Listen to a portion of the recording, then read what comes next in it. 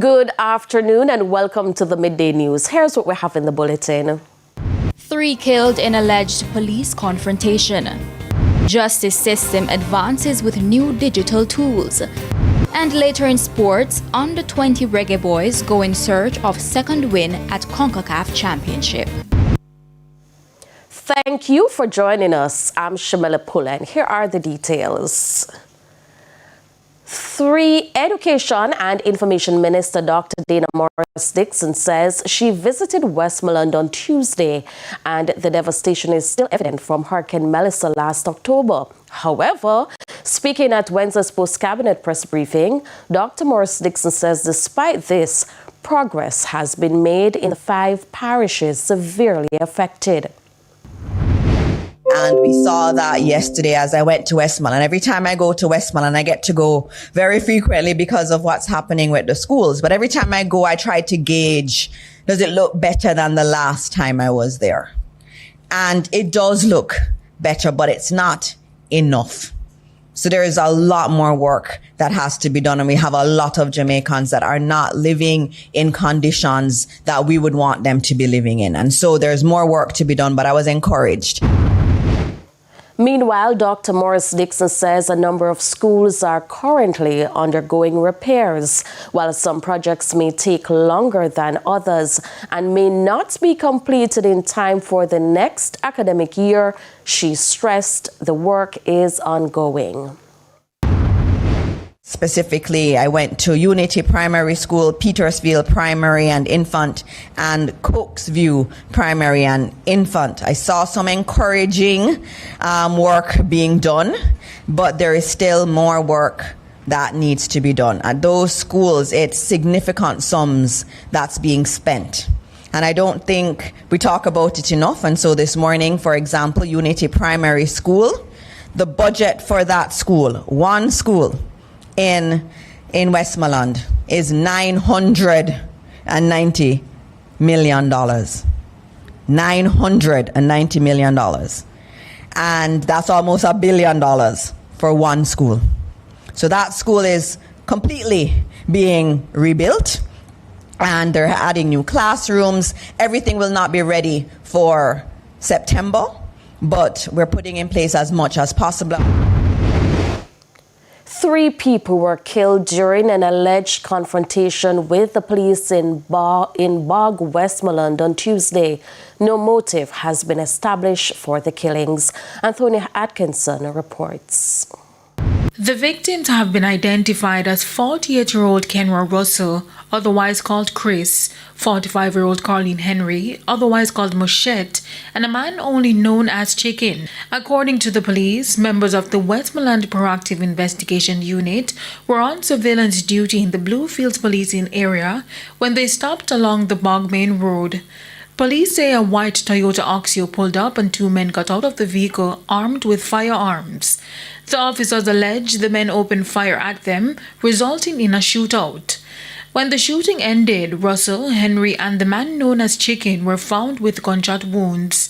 Police further alleged that a 4th man, who was also shooting at the officers, escaped the scene. The 3 were taken to the Savannah Lamar Public General Hospital, where they were pronounced dead. Investigators say an AK-type rifle loaded with 6 rounds of 7.62 ammunition were recovered at the scene. TVJ News also understands that 45-year-old Carleen Henry was to lay her mother to rest on Saturday. A relative of one of the deceased shared the family's grief. All we know happened here is that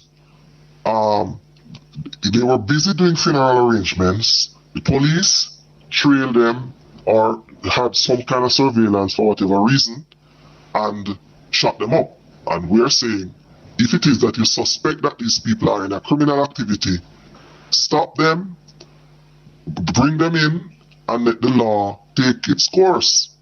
Everybody there can know that no shootout took place. And I don't believe that there was a 4th person. They are just trying to build a story so they have a case. And they believe that it's silly country people, nobody's going to make any report. Traumatized because at the end of the day she was a good person and she's a hard-working girl. They come from a poor family like we. But they uplift themselves. But they uplift themselves by raising chicken and plant them sweet peppers. They have a little bar. You know, it's very hard. It's scary, you know, because she went to buy tile to tile her mom's grave, so it really hurts. Residents also voiced concern over the incident. Boy, rough youth. Rough, you know, pretty. There can't be any man. Because them are people, I see, are falling in race. You look at man, his boyfriend, I know say that the man that will buy like a herb for people. Not more. Dangerous sitting that. We never see this happening in our district yet. Indicom has launched an investigation into the fatal police shooting. The latest incident brings the number of people killed in police shooting to 177 since the start of the year. Anthony Atkinson, TVJ News. Despite opposition leader Mark Golding addressing the issue of the leaked voice notes involving PNP members, questions remain. At Tuesday's PNP press conference, concerns were raised about whether those involved would face disciplinary action and whether the party condemned the suggestions made in the recordings. However, opposition spokesman on information Nikisha Burchell declined to comment further on the matter or address questions about possible disciplinary action. What our internal workings have been is not for the public discussion in terms of how we are speaking with those who are in those conversations. What I think is instructive is that a certain media house decided to publish select voice notes from a chat they had access to, a private chat, and refused to share the other positions that were more in keeping with our stated public position. But we've become accustomed to the media house in question being very deliberate and skewed in how they report. But our position has been stated by the leader of the opposition, and we will not be speaking further on that topic. The New York City Police are searching for two women accused of fatally beating a Jamaican man with a baseball bat. Investigators believe it began as a road rage dispute on the Belt Parkway in Queens on Sunday, July 26. Details from CBS New York. A routine drive home from work turned into heartache for a Queens family. There's shock, denial, anger. The kids are devastated. You know, they're beside himself. His mom is overwhelmed with grief. Cherie Evans described her 47-year-old cousin, Chrisane Dockery, a father of two boys, as a man of many talents who cared deeply for his family. A simple car accident should never escalate to somebody losing their life. He wasn't a troublemaker. On Sunday around 1 a.m., red and blue patrol lights flooded the crime scene on Belt Parkway near Farmers Boulevard. Police sources say a fender bender escalated into a dispute and say two women are suspected of striking Dockery repeatedly with a bat on the head. Police say a 39-year-old man with him suffered minor injuries. Dockery was rushed to the hospital where he died. It's incredibly cruel for someone to lose their life in this way. Police sources say the two suspects fled the scene in a Honda Civic. What message do you have for the two women that police believe were involved in this? It's unfair. It's unfair that you entered a situation and you got to walk away. He didn't. Turn yourself in.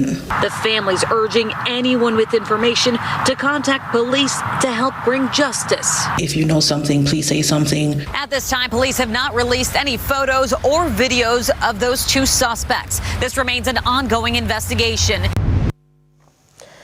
It's time for a break. Stay with us. More stories when we return.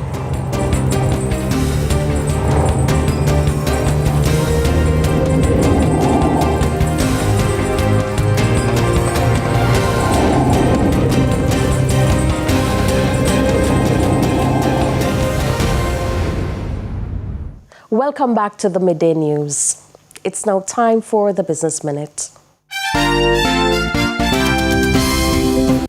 Radio Jamaica has advised shareholders of a further delay in the publication of its audited financial statements and annual report following a recent cyber incident.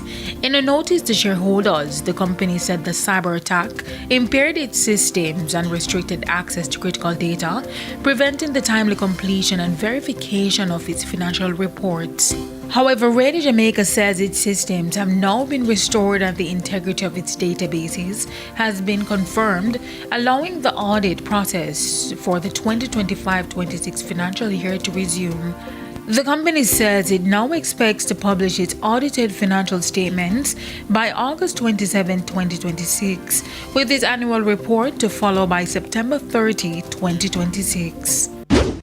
Further afield, the Federal Reserve is set to announce its interest rate decision at 2 o'clock Eastern Time. Before then, it's unusually difficult for even seasoned economists to predict the vote's outcome. One reason is Chairman Kevin Warsh doesn't like to drop hints called forward guidance. Another is uncertainty around inflation during the Iran war.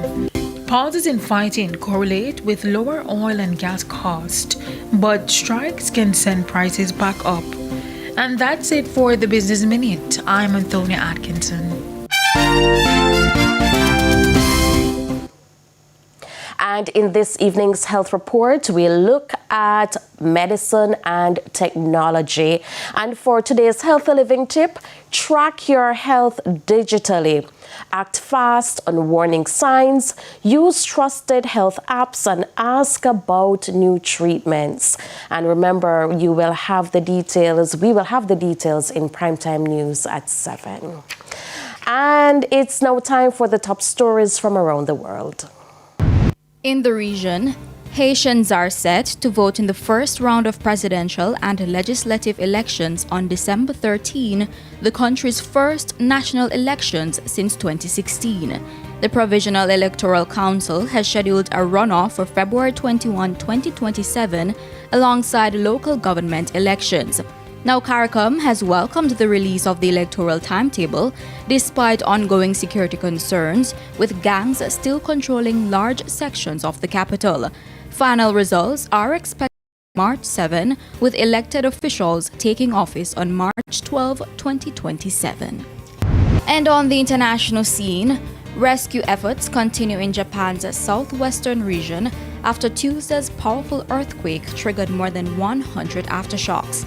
At least 13 people have been confirmed dead, while others remain in critical condition. Rescue teams are searching through the rubble of a paper factory and a shopping mall in Kumamoto Prefecture, where an explosion occurred shortly after the quake. Prime Minister Sani Takaichi says it's a race against time to save those still trapped. And those were the top regional and international stories. I'm Aaliyah Bryant. We head to a quick break. When we come back, we'll have your midday sports report.